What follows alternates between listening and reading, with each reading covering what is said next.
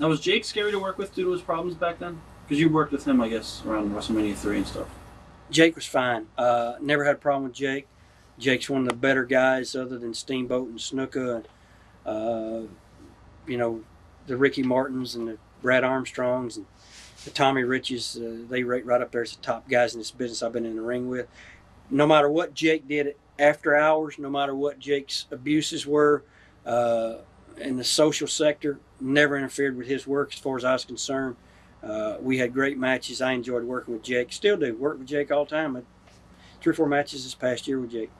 What are your memories of Andre?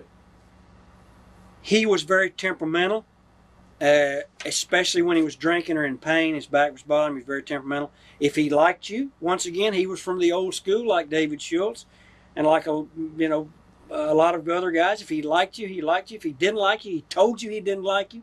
For some reason, he didn't like Jake. And he just hurt Jake all the time. For some reason, he didn't like John Studd. He hurt John Studd. He didn't like the Ultimate Warrior. He would, I say hurt him. He would just abuse him a little bit with his body, step on Jake's hair and grab him by the arm and tell him to get up and try to pull him up while he's standing on his hair. And just subtle little things that guys do.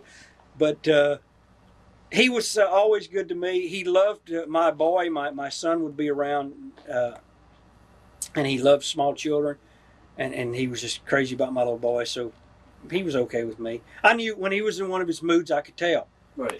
He was happy in the locker room. He was a guy that was bigger than life. He was as big or bigger than Hogan. He didn't have a private dressing room. He was bigger than Piper and all those guys, but he was one of the boys. He was a real good guy.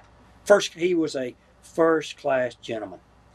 Did you ever witness anything with Randy, the way you treat Elizabeth? Was he? Because I had done interviews with other guys that said he was really paranoid that he'd lock her in a different room. Yeah, how about that now? Here you are, the Macho Man. Ooh, yeah. You're the Macho Man, and Macho Man means you're macho, manliness and all this. But yet, here was a guy who was so paranoid that somebody's after me. He's always looking over his shoulder that somebody was after him, and he wanted to make sure that nobody got near his woman. As if anybody cared about Liz. The story's been floating around for years that what Liz was kind of running around with the boys up in Lexington, Kentucky prior to Savage ever meeting her.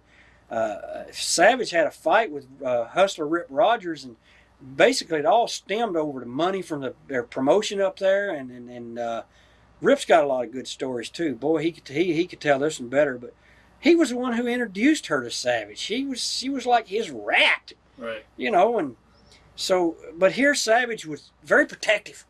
No one's to see Liz. He'd lock her in the locker room. He locked her in the locker room at, where was this building? Poughkeepsie, New York. I guess it was downstairs in that basement. It wasn't even a locker room. It was like a lady's bathroom, or just a little room or storage room. We were just there 2 weeks ago. And it's unbelievable. I don't know if you went down in that basement. Yeah. If I went back in there, I could find the room where he would lock her. He'd lock her and leave her in there. Now, what if the place caught on fire? What if she got sick or something, needed out? Is this some paranoid freak? To this day, I made the most money in this business wrestling Savage. I made the biggest name for myself probably going in the angles against Savage with all the stuff we did. Right. And to this day, if he walked in this room right now, he would say, "Oh, Honky Tonk Man." And I'd look at him and go, "Oh, Macho Man." And that'd be it. A handshake, and that would be it. There would be no cordial conversation of any kind. And we worked together for a year straight. Watch thousands of exclusive shoot interviews right now on TitleMatchNetwork.com.